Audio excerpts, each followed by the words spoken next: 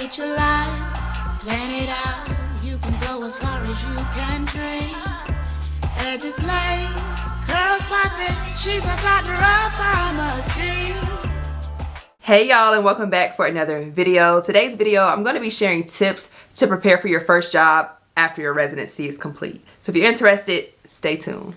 So before we get into today's video, I do want to introduce myself. I'm Bianca. I am a clinical pharmacist in the ambulatory care space. And someone posed a question about, we don't really see a lot of videos pertaining to life after PGY1, like PGY2. What does that first job look like, preparing for it, things to note. And so I hope this video is helpful. The first thing that I do want to say, I do have everything time stamped. So if you are like, let me just skip ahead to the next one, make sure that you check the chapters and just please skip ahead. I'm not offended at all. So without further ado, let's go ahead and get into it. The very first tip that I would share is when you are job hunting, number one, make sure you're clear on what you want out of the job. And number two, on the HR sites or the website listings, make sure that you read the job description, but also ask questions to further clarify. Because I know a lot of jobs, my current job, the health system for some reason that I work for, they are not allowed to tweak, through HR, they're not allowed to tweak the job description. So it may be very broad and nothing related to what you're going to be doing day to day. So when you do read that, you can read it both ways. You can read it, and if it doesn't really interest you, you still apply to learn more about the position. Or if it does interest you, when you do apply and get that first step to speak with either HR or the hiring manager, make sure that you ask those clarifying questions so that you're not misled and you have everything that you need to make an informed decision. The second tip I would share when preparing for your first job after residency, always negotiate your salary. There are a ton of videos out there about how to negotiate, but I just did some simple math for y'all. I have it written down. So if you are an hourly employee, which some pharmacists are hourly, some are salary, but just to make an impact on the numbers. So if you're hourly and you negotiate for $3 more an hour, which to some may be nothing, right? But when you do the math, that's over $6,000 extra for the year. Okay, so now you're like, oh dang, I didn't realize that. So every little penny counts, and just remember what you start at is the salary that you're gonna get your performance raises on each year. So if you start in the gut, you're gonna have to work your way up very slowly. I remember my first job offer, I looked at the competitive salaries. If you're going into academia, I know they have a website that shows where everybody's starting salary is. And so use that information, do your research and use that data to determine what your worth is, right? And so when they ask or when they offer you something, it's okay to come back and say, actually, I was hoping to get XYZ.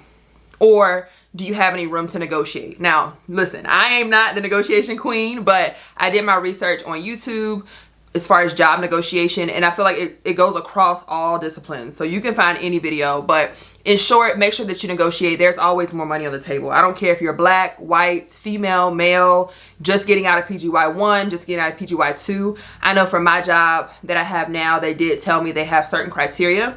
And from that criteria, like I guess how many years you've been a pharmacist, do you have residency training, all of these things that they go through, they kind of determine what your starting salary should be. And then I was able to negotiate to get more. So yeah, if you don't take nothing else from this video, negotiate, please.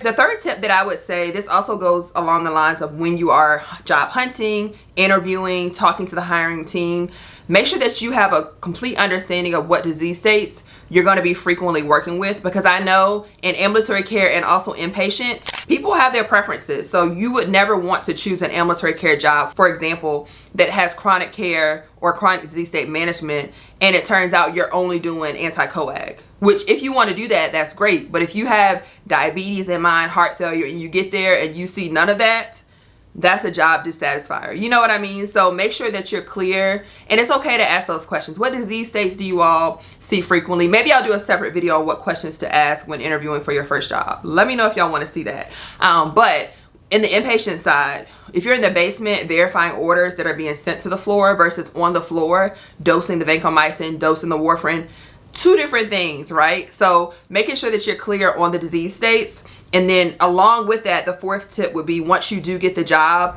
make sure you're prepared. Make sure you brushed up on those disease states. I always say with any career you're ever learning, so they're of course not expecting you to know every single thing because guidelines are updated. Different recommendations change year to year, but definitely have a baseline. They hired you for your expertise and your experience in the disease states. So definitely come in with a baseline of the disease state, and knowing upfront what disease states you'll see more often is going to be helpful to set you up for success. The next tip I want to share is actually after you have gotten the job and it's your first week, first day, what type of mindset that you want to have when you're coming in. So I would definitely remind you to be flexible and teachable. Even if this is something that you feel like you are the expert in, you have done it 1,000 times in residency, have that open mind to learn what the workflow looks like, how everybody works together to help the patients. In different settings, depending on what team members you have on your team, there may be tasks that you used to do as a pharmacist that now the nurse is doing because you're working in an interdisciplinary team.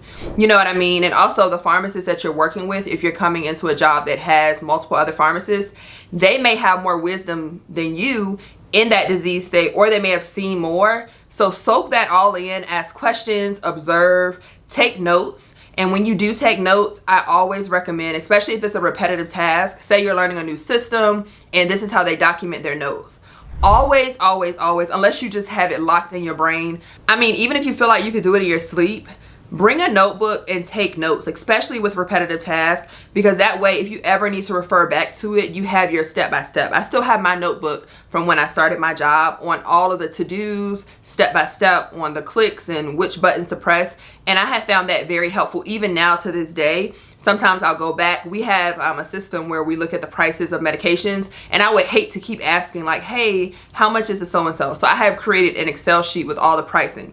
That's what I mean when I say repetitive task. If there's a documentation that you do on a one-off patient and you only see those patients maybe every 3 months, you want to have that written somewhere so you can go back to it and refer to it versus having to be a bother to your coworkers asking about the same system over and over again.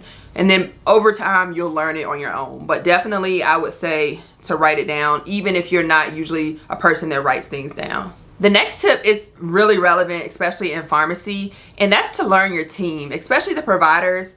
Learn how they like their information relayed. Are they very short, sweet, and to the point where you can just say, yes, the metformin dose should be XYZ, or do they need a little guideline therapy? You know what I mean? So you can say, this is the guideline recommended therapy. The GOLD guidelines do recommend a LABA and a LAMA, considering this patient has been in the hospital. You know, the more long-winded answer versus just straightforward, let's start a neuro for better benefit.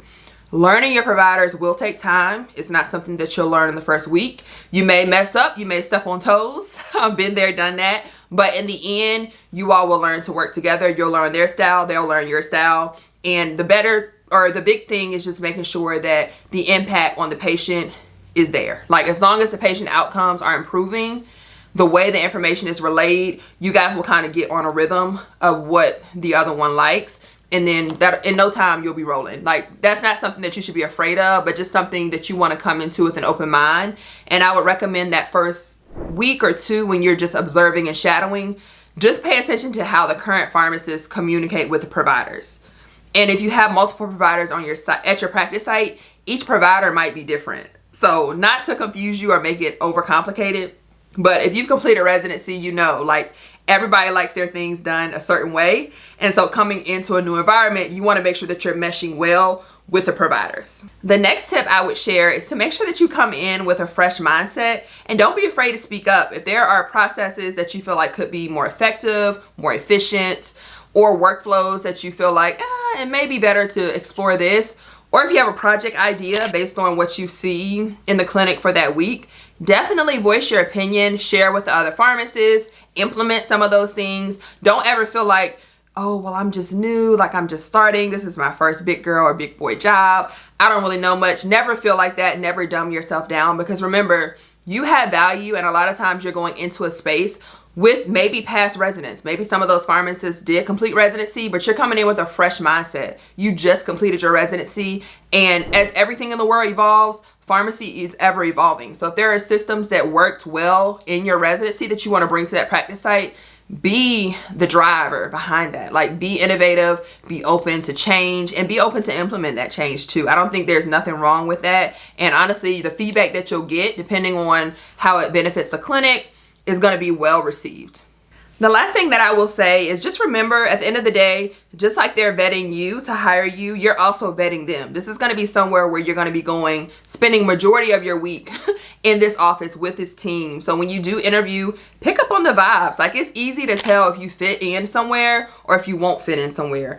Also, make sure that you understand what patient population you're going to be working with. And that's a question that you can ask during the interview. A lot of times that's not in the writing, like black and white on the job description. So make sure that you're asking what the patient population is, what the day-to-day tasks are, all of those things. I'm definitely going to do a video now that I'm talking more about what to ask.